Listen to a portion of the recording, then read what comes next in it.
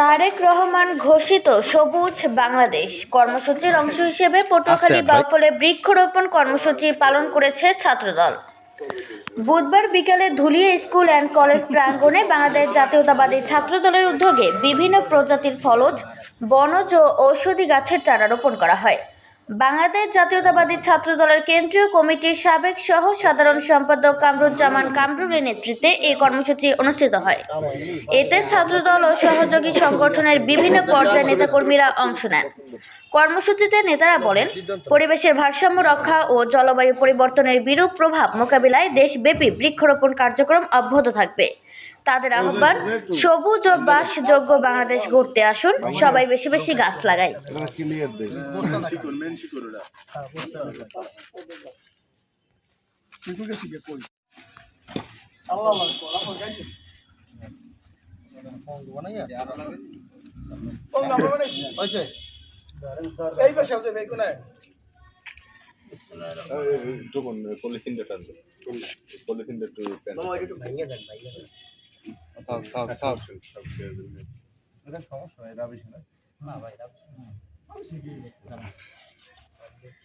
মাটি মিক্স করা আছে না